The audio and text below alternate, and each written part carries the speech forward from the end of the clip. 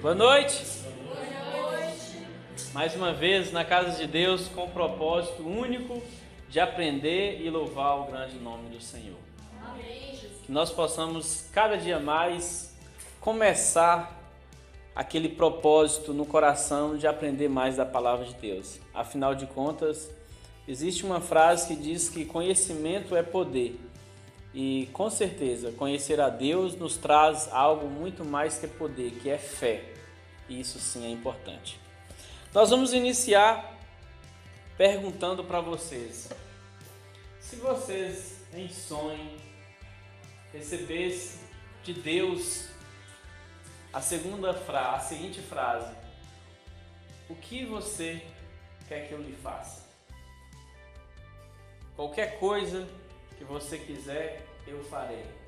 Qual seria sua resposta a Deus?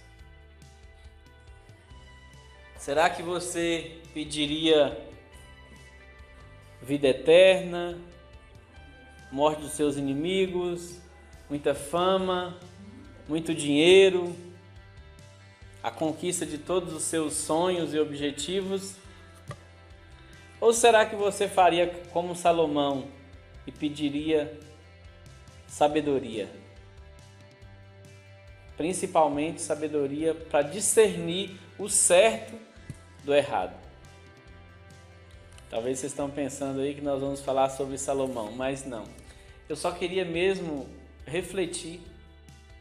E eu gostaria de saber quem aqui responderia assim como Salomão e diria a Deus: olha só, Senhor, eu quero sabedoria para discernir o certo do errado. Quem aqui tem esse desejo, levante a mão.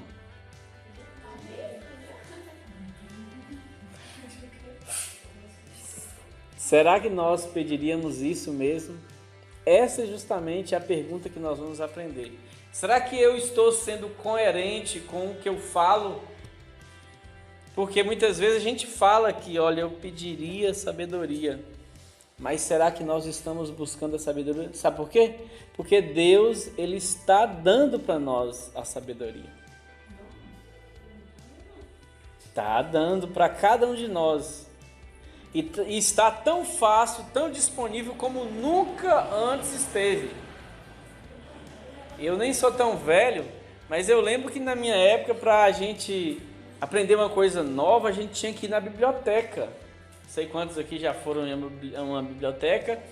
Eu ia para a biblioteca, ficava lá, tinha horas, a manhã toda, pesquisando um assunto só.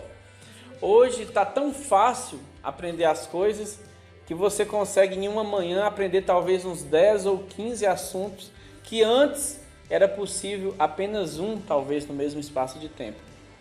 Isso prova que a gente hoje tem sim todos os artefatos, todas as ferramentas para que a gente possa receber de Deus essa sabedoria. É uma boa pergunta, né? A gente esquece, só pra ver, na hora que eu leio uma coisa, eu lembro lá, fui lá, depois eu tenho que sentar de novo. Só para, assim, fugindo um pouquinho do sermão, mas só para responder a irmã. Por exemplo, você alguma vez já pensou em esquecer o endereço de sua casa? Ou alguém pergunta assim, onde você mora? Você fala, eu não sei. Normalmente isso não acontece, sabe por quê? Porque é uma coisa que a gente faz de forma recorrente. É um assunto para um outro sermão, mas o nosso cérebro, ele trabalha com prioridades. E vamos dizer, se você estudou um assunto hoje, uma vez, seu cérebro não sabe ainda se é algo prioritário. Se daqui uns 3 dias, que é a média, vai ficar ali fresco ainda, se você estudar novamente o mesmo assunto, o seu cérebro vai começar a prestar atenção. Será que isso é um assunto importante? Se você estudar pela 3ª vez, depois de mais uns 3 dias, depois de mais 7 dias, a 4ª vez, dentro de 2 meses você não esquece mais o assunto. Agora o problema é que muitas vezes a gente estuda um assunto apenas uma única vez. E isso aí deixa para o nosso cérebro que não é um assunto relevante. E quando você estudar, você tem que focar naquilo. Vamos dizer, suponhamos que você conversou com várias pessoas durante o dia, mas que quando você estava chegando próximo da sua casa, um cachorro do tamanho de uma onça quase te mordeu. À noite, ao deitar, qual desses incidentes aí, você conversando com as pessoas ou aquele cachorro vai estar mais fixo na sua mente? O cachorro, porque foi algo que te despertou mais emoção. Quando você estudar um assunto que você quer lembrar, fale aquele assunto para você mesmo, com emoção, profundo mesmo, que o seu cérebro vai começar, e isso é prioridade, e assim ele vai lembrar. Mas então, voltando um pouco cá, vamos abrir as nossas Bíblias em Isaías. Lá em Isaías, capítulo 4.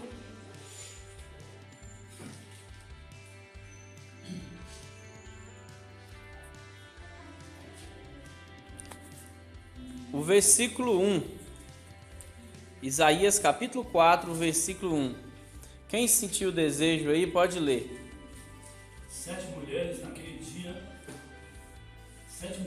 dia lançarão mão de um homem, dizendo: nós mesmas do nosso próprio pão nos sustentaremos, e do que é nosso nos vestiremos. Tão somente queremos ser chamados pelo teu nome, tira o nosso próprio. Muito bem, olha só que interessante esse texto, hein? Naquele dia, 7 mulheres lançarão mão de um só homem e dirão. O que elas dirão? Isso. Comeremos do nosso próprio pão, beberemos do nosso próprio vinho, usaremos as nossas próprias vestes, só queremos ser chamada pelo teu nome, tira o nosso opróbrio. Muitos homens acham que aqui a Bíblia está falando que um homem tem direito a ter 7 mulheres. E muitas igrejas e muitas pessoas até usam isso como uma doutrina, que baseado no Antigo Testamento, né, existia muita poligamia naquela época. Porém, nós vamos ver que esse texto realmente não está tratando de mulher. E é difícil, se alguém falar para você, olha só, a Bíblia diz que um homem pode ter 7 mulheres. E aí? Será que você vai aceitar? Ou será que você vai falar o que para a pessoa que te mostrou esse versículo? Que diz que 7 mulheres lançarão mão, ou seja, pegarão um só homem. Agora nós temos que aprofundar mais na Bíblia para que a gente entenda esses contextos. Primeiro, qual o contexto que Isaías escreveu essa história? Primeiro a gente tem que entender.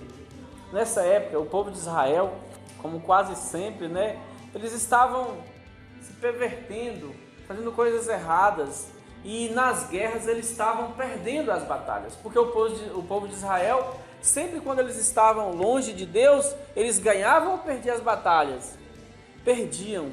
E quando um povo perdia a batalha, os soldados voltavam vivos, mortos, ou nem voltavam?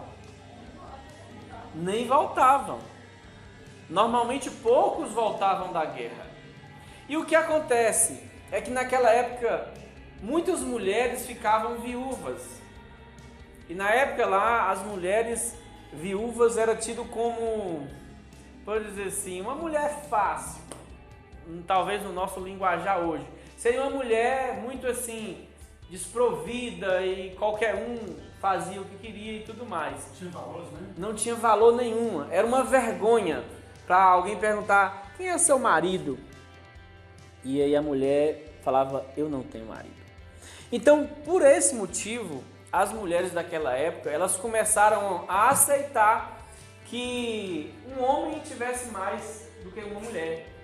E elas então tinham uma forma agora de dizer para ele: olha só, nós nem queremos o seu pão, nós nem queremos o seu vinho, nós nem queremos as suas vestes, ou seja, nós nem queremos que você nos sustente, nós apenas queremos ser sua esposa, ou seja, ter o seu nome conosco, e tira a nossa vergonha. Porém, isso, nossa vergonha. Porém, nós precisamos entender que essa passagem é um contexto profético de Isaías, que estava referindo ao tempo do fim. Isaías usou aquela situação de Israel para fazer o quê? Uma profecia para o tempo do fim. Isso, agora que nós temos que começar a entender o que a Bíblia realmente quer nos dizer com isso. Será que a Bíblia queria só apenas dizer alguma coisa de homem e mulher? Com certeza não. O propósito da Bíblia está muito mais além. O propósito da Bíblia está com a nossa salvação. Agora vamos analisar mais fundo e vamos orar a Deus para que Deus agora nos dê o esclarecimento desse texto que é muito importante para a nossa vida espiritual. Oremos. Querido Pai, nesse momento nós pedimos a Ti que abra os nossos corações, as nossas mentes, para que nós possamos entender a Tua palavra. Vamos então agora começar entendendo o versículo. Diz o seguinte: 7 mulheres. Primeira coisa, 7 é um número simbólico que a Bíblia normalmente usa para várias, ou às vezes até para perfeição. E mulheres, o que significa mulheres em profecia e na Bíblia? Nós vamos abrir a Bíblia aí, Apocalipse capítulo 12, versículo 17. E Rubens falou bem ali, ele já até adiantou. Mulher significa igreja. Mas vamos, isso, Apocalipse 12, capítulo 17. Diz o quê? Quem gostaria de ler? Bem alto. 12, versículo 17, né? Isso, 12 e 17.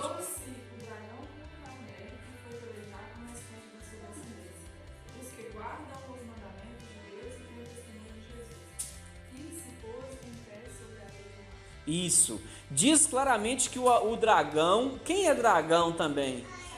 Satanás. Não vamos ler os versículos todos porque não tem tempo. Mas diz que o dragão é Satanás e ele está irado contra a mulher. Qual mulher? A igreja. Aquela que seus filhos fazem o quê? Guardam os mandamentos e têm a fé em Jesus. Então nós percebemos então que naquele versículo de Isaías, quando diz 7 mulheres, nós temos que ler 7 igrejas. Estão entendendo? Então, no fim dos tempos, 7 igrejas, que não é esse número fechado de 7, mas um número simbólico. Então, várias igrejas. Então, vamos recapitular. No final dos tempos, várias igrejas farão o quê?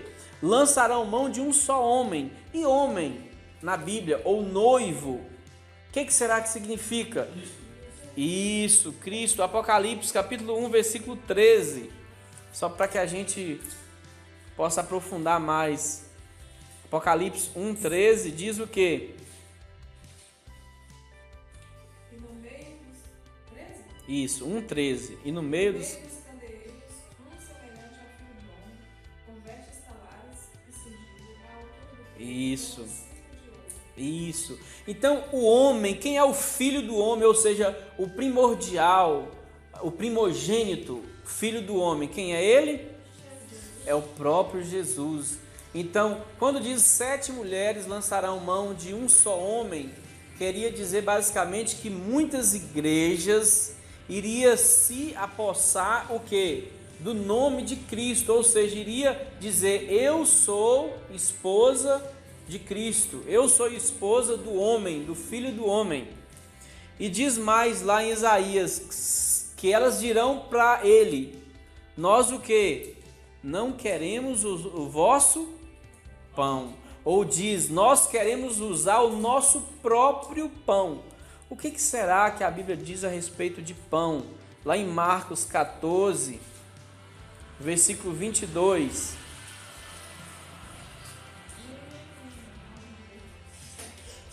E enquanto comiam, tomou Jesus o pão, e abençoando-o, partiu e lhes deu, dizendo: tomai isso, é o meu corpo.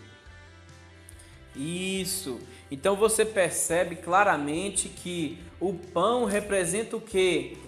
O Evangelho, a palavra de Deus. Isso, a salvação em Cristo.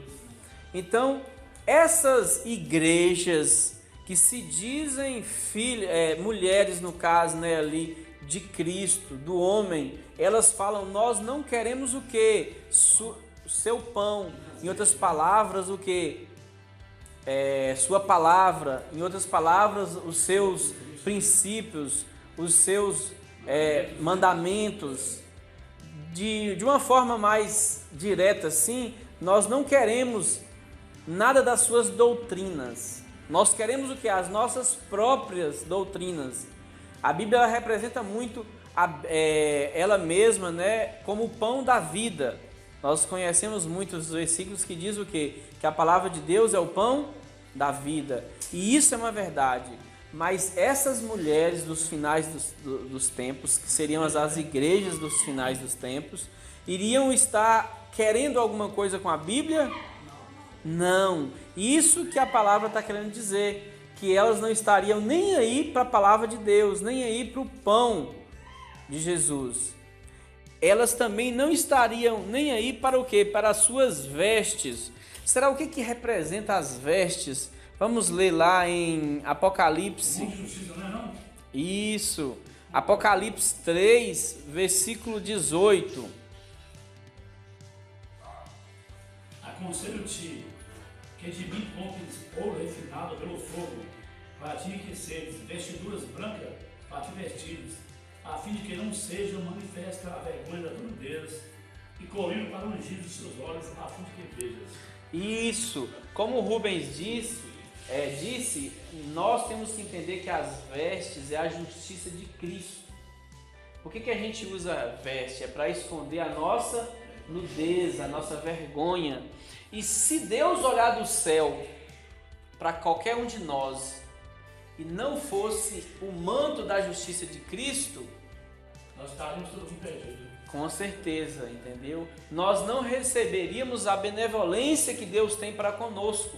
Porque quando Deus olha para nós, Ele não vê Ele não vê você. Ele vê quem? Cristo. Ele vê o manto do Filho dele. Ele vê alguém que Jesus amou a tal ponto de morrer por aquela pessoa. Então, por isso que hoje nós temos a segunda chance. Porque Jesus morreu e deu para nós o seu manto.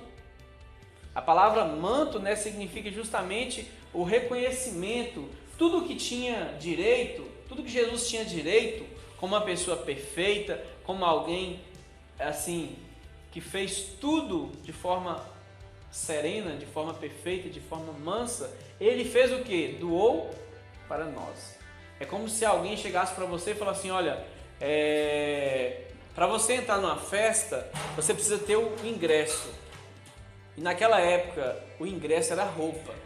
Naquela época de Jesus, as pessoas para entrarem em uma festa, elas tinham que estar com uma roupa daquela festa. Se fosse uma festa de casamento, tinha que estar com a roupa de uma festa de casamento. Isso. Tanto é que tem uma parábola, né, que fala que algumas pessoas tentaram chegar lá na parábola, lá nas bodas de Caná, e eles não estavam com as roupas, então eles não foram aceitos na festa. Isso. Então nós precisamos estar aceitando as vestes de Jesus, porque quando Deus olhar para cada um de nós, Ele vai ver não nós, mas Jesus, por causa das vestes. Quem aqui nunca confundiu alguém por causa das vestes, né? Tem até um relato interessante. Meu irmão, antes de casar, e nessa época a namorada dele era bem ciumenta, e aí eu cheguei lá em casa, na casa de mãe no caso, eu falo lá em casa até hoje, mas na casa da minha mãe, e aí peguei umas roupas do meu irmão, porque eu tinha molhado na estrada, e aí peguei umas roupas dele e estava usando. E eu estava num lugar lá, assim, conversando com o pessoal, né, que tinha muitos dias que eu não tinha visto, e aí chegou uma mulher me xingando, assim, e aí eu virei assim, eu nem conhecia direito. Quando eu olhei para ela, ela chegou gelar assim. Aí ela falou assim, me pediu muita desculpa, entendeu? Olha, me desculpa, eu achei que era Mateus. E aí eu fui lembrar, porque eu tava com as roupas dele. E a namorada dele acho que achou que era ele e começou a xingar. Então, essa é um ato muito bondoso da parte de Jesus. Dá para cada um de nós o quê? O seu manto, para que nós possamos realmente esconder a nossa vergonha, a nossa nudez, os nossos pecados. E amém, porque a nossa recompensa será a recompensa que foi preparada para Jesus. Imagine aí, certa vez diz que um homem, né, ele entrou em um hotel bem chique e aí, sem muita condição ali para pagar o hotel, ele falou assim, eu vou entrar para pegar a informação onde tem um hotel mais barato, né, que eles devem saber. E aí quando ele entrou naquele hotel e chegou na recepção, ele apresentou, sou fulano de tal, eu gostaria da informação. O pessoal já digitou o nome. Ah, tá, não, sua suíte está reservada. O senhor é fulano de tal, né? Tá aqui, ó, a chave. E aí ele já está reservado, ele pegou aquela chave, foi para a suíte e ficou lá, uma semana lá, tudo do bom e do melhor. E aí, depois, quando ele foi embora, ele descobriu que eles tinham confundido ele com outro homem, entendeu? Então ele ficou naquele, de certa forma, naquele conforto todo ali, porque ele foi confundido com uma pessoa muito rica. E no caso de Jesus, nós não vamos ser confundidos, mas nós vamos literalmente receber a recompensa que foi preparada para ele. Por quê? Porque ele nos deu, entendeu? E ele vai falar assim, olha, a recompensa que cabia a mim, eu quero dar aos meus filhos.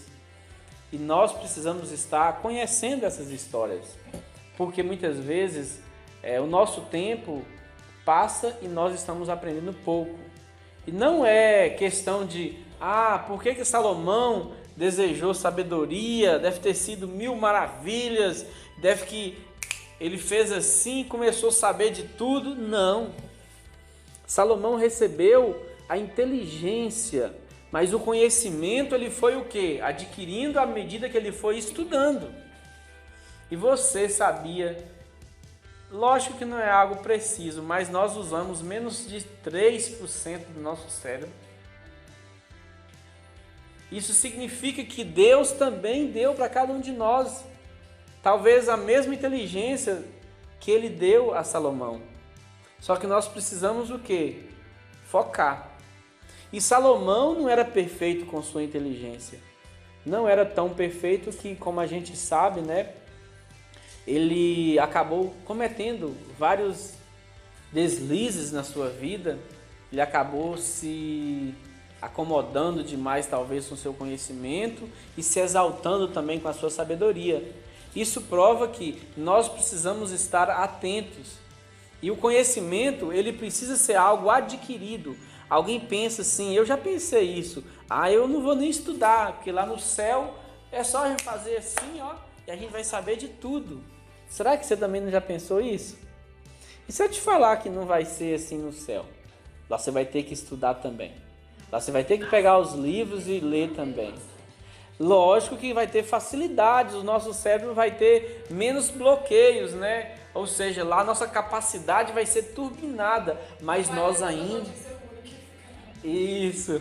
Nós vamos ainda ter que pegar os livros, tanto é que o juízo, existe 3 fases do juízo, como a gente sabe, né? Tem o juízo de investigação, começou em 1844, o juízo de comprovação, que vai começar lá no céu, né, durante os 1000 anos, e depois o juízo de execução, que vai acontecer por volta de quando Jesus vir com nós, os salvos, e toda a cidade santa. Aí sim vai ser o juízo de execução.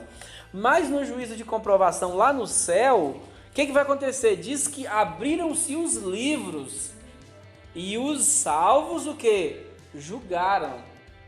Por quê? Porque os salvos pegaram os livros e começaram a olhar agora. Olha só, será que fulano de tal foi julgado de forma correta? Por exemplo, Estevão, quando ele vê Paulo lá no céu, ele vai falar o quê?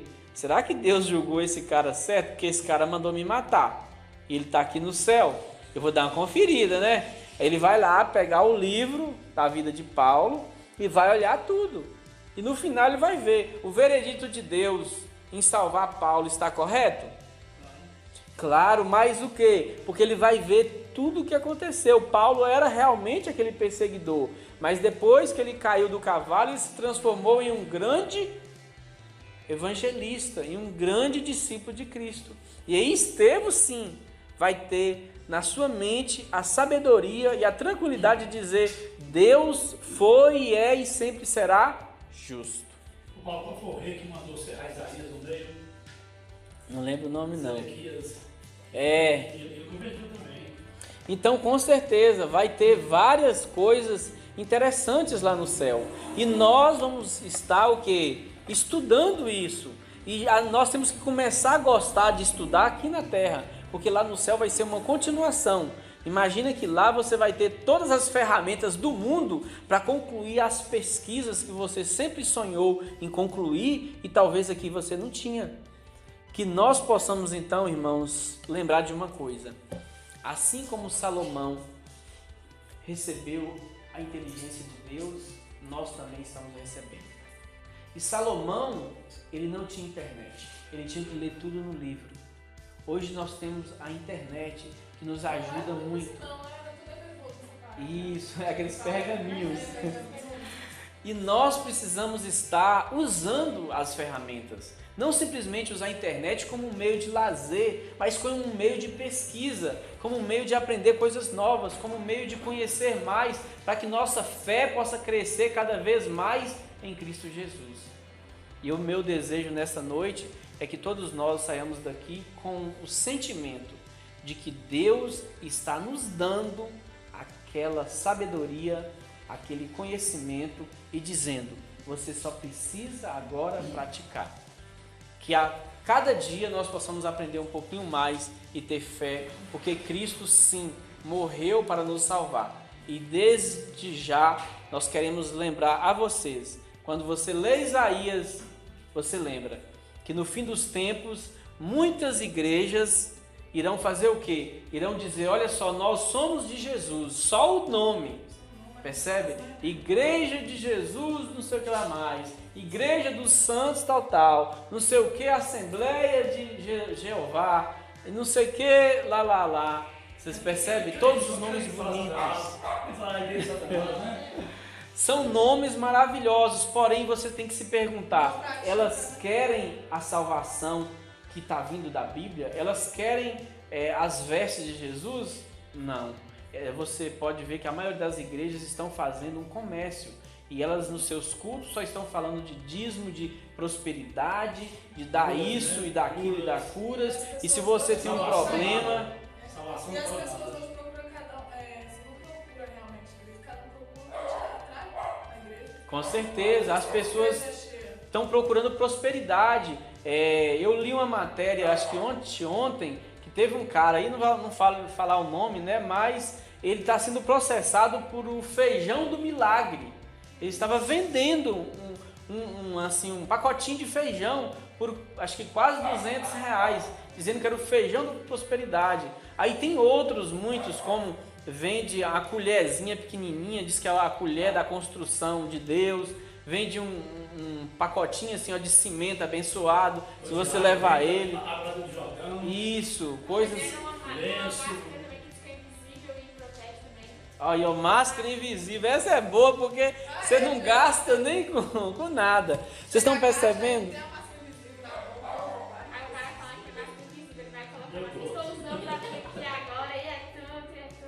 E vende ainda. Mas um invisível é bom para mim, que eu não preciso. Para quem não gosta de máscara, né? Então vamos raciocinar. Será que essa profecia está se cumprindo? Com certeza, irmãos, ela está assim se cumprindo, porque as igrejas hoje elas não estão preocupando em abrir a Bíblia, em conhecer o que Jesus quer. E Jesus diz: se me amais, guardarei o quê? Os meus mandamentos. Só que, no entanto, eles não querem. Eles não querem abrir a Bíblia, eles não querem conhecer, eles não querem realmente Cristo, eles querem apenas o quê? O nome. Tem gente que só quer ser chamado.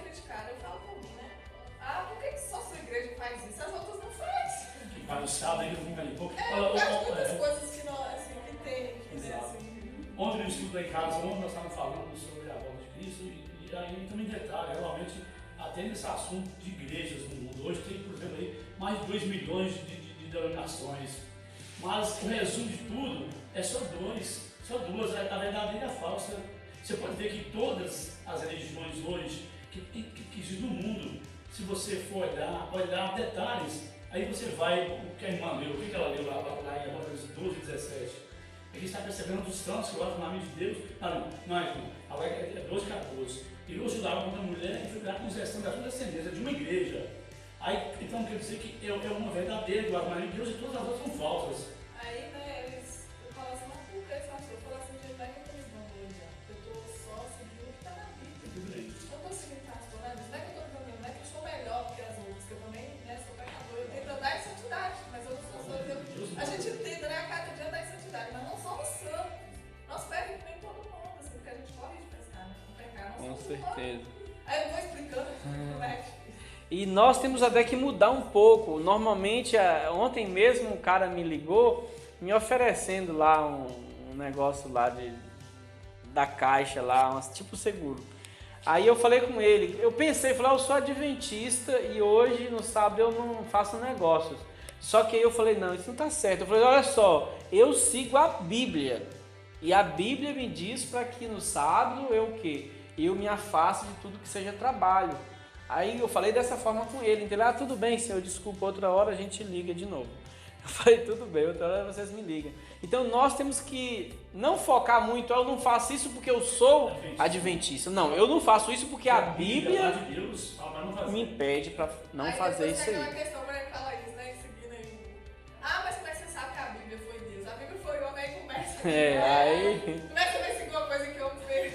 É porque realmente nós temos que, hoje em dia, ter muita fé. Porque realmente as pessoas vão falar de tudo que você pensar, elas vão falar. Mas, finalizando, irmãos, nós vamos lembrar de uma coisa. Existe esse monte de igrejas, existe esse monte de mulheres, como o próprio Isaías disse. Só que nós não podemos estar entre elas. Nós temos que estar naquela mulher que diz o quê? Nós queremos o teu pão, Senhor. Nós queremos as tuas vestimentas. Nós queremos o quê? Tudo de ti. Nós não queremos apenas um faz de conta, porque o povo hoje em dia está querendo viver no faz de conta. Tem gente que não quer ser rico, ele quer apenas parecer ser rico, porque às vezes ele compra um carrão para pagar ali por mês, sendo que às vezes um valor que ele não tem condição, não, porque eu quero entrar abafando na cidade, nem que depois eu não consigo pagar, eles vêm e levam o carro, mas pelo menos os dias eu vou estar o quê? Eu vou estar podendo ali. Então as pessoas eles estão querendo o quê? Aparências. As pessoas não querem ser saudáveis, elas vão lá e tomam remédio para isso, tomam remédio para aquilo, faz não sei o que lá mais, para ficar musculoso. Os caras não querem malhar, eles querem tomar um remédio, né? tomar drogas, e aí fica todo bombadão, todo daquele jeito, mas eles querem realmente ficar fortes e saudáveis? Não, porque eles não vão fazer o quê? A musculação normal, eles vão simplesmente tomar drogas para aquilo acontecer de forma rápida. Por isso nós estamos no mundo de faz de conta, nós estamos vivendo em um mundo que as aparências são mais, de certa forma assim, interessantes para as pessoas do que realmente o ser. Agora, o povo de Deus é assim? Não. O povo de Deus é realmente aquelas pessoas que procuram abraçar a Bíblia de forma com que nós possamos realmente estar no caminho que ela nos indica. E sempre lembramos, como a irmã disse, nós não somos perfeitos, nós vamos cair, nós vamos errar, mas nós vamos sempre ter Jesus do nosso lado para nos ajudar a levantar e nos ajudar realmente a olhar na palavra de Deus e falar, esse é o caminho, eu vou continuar nele. Que nós possamos cada dia mais estar fazendo parte do povo de Deus, que é o remanescente, aqueles que guardam os mandamentos de Deus e têm a fé em Jesus. Amém? E para finalizar, vamos orar ao nosso Deus. Pai querido, obrigado por ter aprendido, Pai, mais um pouco a respeito da Tua maravilhosa palavra nessa noite. Que cada um de nós possamos sentir o desejo de cada dia mais aprender, para que possamos ser sábios, pessoas que discernem o mal do bem, para que nós possamos seguir o bem e não o mal. Nos ilumina, Pai, a cada dia, pois sabemos que somos falhos, somos pecadores e falhamos, mas também sabemos que, assim como cair é do homem, o levantar é de Cristo. Que o Senhor possa fazer-se forte na nossa fraqueza e possa nos elevar cada dia mais. Que a tua morte na cruz possa não ter sido em vão para nós. Que nós possamos aceitar as tuas vestes e sermos teus filhos e teus fiéis seguidores. Isso te pedimos e agradecemos em nome de Jesus. Amém, Senhor.